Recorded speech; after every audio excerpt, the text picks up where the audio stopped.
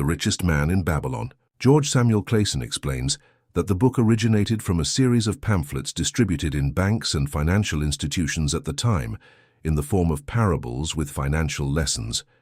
The idea was to teach the basic principles of prosperity in an accessible way, using Babylon as a setting, given its ancient reputation as one of the most prosperous civilizations in history.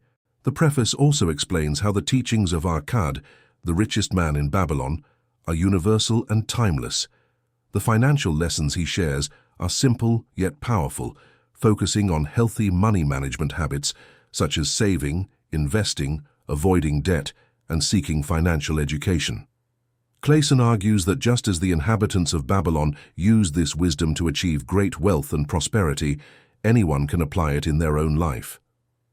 The author reinforces the idea that the lessons in the book do not depend on great wealth or initial status, but rather on the consistent application of fundamental principles and financial discipline. He argues that by understanding and applying these principles, anyone can achieve financial independence, regardless of their background or starting condition. Chapter 1. The Man Who Desired Gold. The author introduces the story of Bansir, a chariot builder, carriage craftsman from Babylon, who lives a life of financial struggle. Although he has honest work, Bansir feels that he will never achieve the wealth he so deeply desires. He looks at his life and realizes that despite his daily efforts, he and his wife continue to live in hardship, without significant material achievements. Dissatisfied with his situation, Bansir begins to wonder why other citizens of Babylon seem to prosper while he remains in the same condition. He realizes that in order to achieve wealth, it is not enough to simply work hard. One must understand how to manage and multiply money. In search of answers, Bansir decides to seek out Akkad, the richest man in Babylon, to ask for advice on how to achieve wealth. Akkad, who had been a childhood friend of Bansir, was considered a man of great financial wisdom. Bansir was determined to learn from him, believing that only this knowledge could transform his financial life. This chapter sets the stage for Bansir's journey in search of financial wisdom and serves as the starting point for the lessons Akkad will share throughout the book. The central message is that, to obtain wealth, it takes more than just working hard. It is essential to understand the principles of financial management. Chapter 2. The Richest Man in Babylon. The story delves deeper into Akkad, the richest man in Babylon, who was once a simple scribe. Akkad reveals how he accumulated his great fortune, sharing with Bansir the lessons he learned throughout his life. He explains that initially he also faced financial difficulties, but over time he learned that the secret to wealth was not in earning large sums of money, but in knowing how to manage it wisely. Akkad shares that, in his youth, he received important guidance from a wise man, who taught him to follow certain practices that helped him prosper. The main lessons Akkad shares with Bansir are based on simple yet powerful principles he learned over time. The most important is the concept that a portion of what you earn should be saved and invested. Akkad emphasizes that wealth is not the result of luck or chance, but of financial discipline and smart action. Akkad then begins to teach Bansir about the importance of saving and investing, suggesting that he should pay himself first, meaning reserving a portion of his income for his own security and growth before spending on other things. He also shares the importance of learning to control expenses and avoid unnecessary debt, recommending that one should spend less than what is earned. This chapter is fundamental because it introduces the first principle of prosperity in the book, starting to accumulate wealth through saving. The central message is that the key to wealth is not how much you earn, but how you manage and invest what you earn. This lesson serves as the starting point for all the other financial principles presented throughout the work. Chapter 3. The 7 Cures for a Lean Purse. Akkad shares with Bansir 7 fundamental principles that he believes are essential for achieving wealth and maintaining a more balanced financial life. These remedies, or cures, are teachings about saving and money management. Each of these cures represents a practical action that can help anyone improve their financial situation. The 7 cures are: the first cure is, start filling your purse. The first principle is the idea of paying yourself first. Before spending on anything else, it is important to set aside a portion of what you earn for yourself. Arcad recommends saving at least 10% of everything you earn, without exception. Second cure is control your expenditures. The second cure talks about living within your means. Even if you start earning more, it is essential not to spend more than necessary. Arcad teaches that often people confuse desire with need, and it's important to distinguish between what is essential for life and what are unnecessary expenses. Cure number 3. Make your gold work for you. The third cure deals with investing wisely. It's not enough to simply save. You must make your saved money grow. Arcad suggests seeking ways to invest what has been saved in a secure and profitable manner, such as investments that earn interest or grow over time. 4. Guard your treasure from losses. The fourth cure concerns the safety of money. Arcad recommends that before investing, one should ensure that the investment is secure. Avoiding risky investments and seeking advice from experts are important steps to protect your money. 5. Make your home a profitable investment. The fifth cure teaches that owning a home can be a good investment. Arcad suggests that instead of paying rent or spending on properties that don't generate a return, it's important to view your home as a form of security and, if possible, invest in it so that it provides long-term benefits. 6. Ensure a future for your old age and for your children. The sixth cure discusses the importance of planning for the future, including retirement and children's education. Arcad emphasizes that we should always think long-term, ensuring that our earnings and savings are preserved over the years. 7. Increase your ability to earn money. The final cure discusses continuous education. Arcad suggests that to increase the ability to earn money, it is essential to always seek to improve one's skills and knowledge, whether through new learning or further development in one's profession. These 7 cures are a blueprint for those who wish to achieve financial prosperity. They are based on simple and fundamental principles, but require discipline, patience, and dedication to be followed correctly. The chapter reinforces that, regardless of income, those who consistently follow these principles will have a great chance of prospering. Chapter 4. The First Return on Investment. Arcad shares with Bansir the importance of investing saved money carefully and wisely.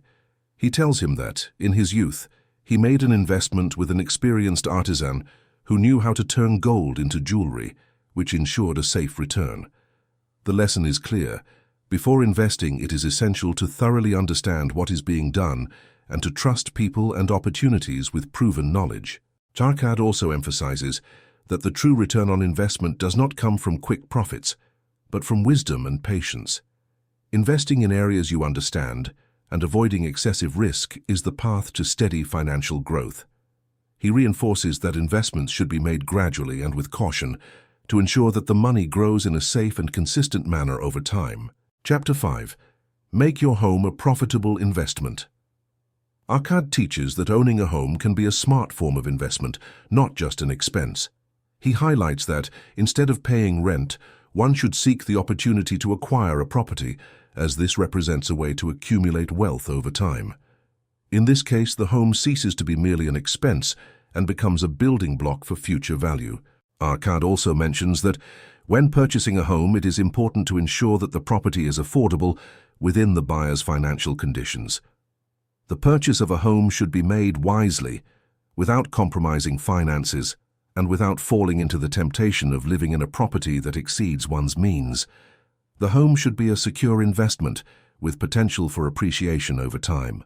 The chapter also suggests that, when possible, it is important to find ways to generate income from the property, such as renting it out or using it for activities that can provide a financial return. In this way, the home becomes a source of security and prosperity, as well as an asset that appreciates and contributes to the financial stability of the owner. Chapter 6. The Safe Credit. Arcad warns about the dangers of credit and debt. He explains that, while credit can be a useful tool in some situations, it should be used with caution. Excessive use of credit can lead a person into debt and jeopardize their financial future. The key is to ensure that debts are taken on only when they are essential and with a clear ability to repay them. Arcad recommends that, Before taking on any loan or using credit, a person should assess their ability to repay the debt without compromising their finances. Credit should not be seen as an extension of income, but rather as a tool for emergencies or well-planned investments. Debt, if not controlled, can become a financial prison.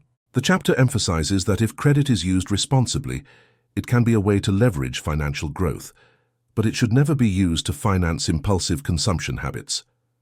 The central lesson is that discipline in the use of credit is crucial to ensure it serves as a help and not an obstacle to prosperity. Chapter 7. The Best Investment of All. Our card teaches that the best investment a person can make is in themselves. He explains that to increase one's ability to generate wealth, it is essential to seek personal improvement and continuous education. The knowledge gained throughout life can open doors to better financial and career opportunities, becoming a source of return that is never lost. Arcad shares that the pursuit of learning and specialization in areas of interest is the key to lasting success. Investing time and resources in developing skills and expertise not only improves the quality of life, but also increases future earning potential. He emphasizes that while money is important, the ability to learn and adapt is what truly brings long-term prosperity. The chapter emphasizes that education goes beyond diplomas or formal qualifications, encompassing continuous learning through books, mentors, or practical experiences. Thus, the greatest financial return comes from investing in one's own growth and the pursuit of knowledge, which directly reflects in the ability to generate wealth. Chapter 8. The 8 Steps to Prosperity. Arcad presents a set of essential principles for achieving wealth and ensuring financial stability. He emphasizes that prosperity does not happen by chance, but through the disciplined application of healthy financial habits. To achieve this, he outlines 8 fundamental steps that anyone can follow to improve their financial situation. The 8 steps are: 1. Save at least 10% of what you earn, ensuring a steady growth of wealth. 2. Control your expenditures, avoiding unnecessary expenses. 3. Make your money work for you, investing in a secure and profitable way. 4. Protect your money from losses, avoiding risky ventures and financial scams. 5. Make your home an investment, ensuring stability and reducing expenses on rent. 6. Plan for the future and retirement, ensuring a peaceful life in old age. 7. Increase your ability to earn money, investing in your own knowledge and skills. 8. Maintain discipline and determination, as prosperity requires continuous effort and sound financial decisions over time. Arcad reinforces that anyone, regardless of their background or current income, can achieve prosperity by consistently following these steps. He emphasizes that small daily actions, when applied correctly, lead to great results in the future. Chapter 9. The Victory of Financial Education. Arcad reinforces the importance of knowledge as an essential tool for achieving prosperity.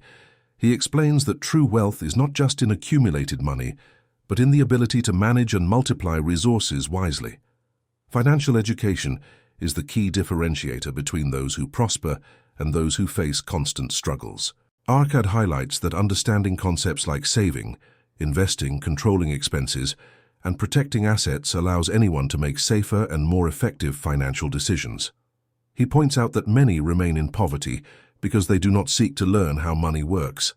Thus, financial knowledge is the key to overcoming difficulties and achieving stability. The chapter concludes that financial education is a tool for transformation. Those who dedicate themselves to learning about money and applying this knowledge in their daily lives build a solid path to financial freedom. Arcad encourages everyone to continually seek learning, as this is the greatest victory on the journey to wealth. Chapter 10. Planning for the Future. In the final chapter, Arcad emphasizes the importance of thinking long-term and preparing financially for life's challenges. He explains that true wealth is not just about accumulating money in the present, but about ensuring stability and security for the future. To achieve this, it is essential to have a well-structured financial plan. He highlights key points such as saving regularly, investing wisely, protecting assets from losses, and ensuring income for old age. Arcade emphasizes that those who plan for their future are able to enjoy a more peaceful life, free from financial worries. Furthermore, he advises that each person teach these principles to future generations, ensuring that prosperity continues. The chapter concludes with the idea that wealth is not the result of chance, but of financial habits well applied throughout life. Those who follow a solid plan, save with discipline, and make wise financial decisions will have a prosperous and secure future. This was the book for today. If this video helped you in any way, consider subscribing to the channel. Please give me a like. It helps us a lot to keep going. Thank you very much.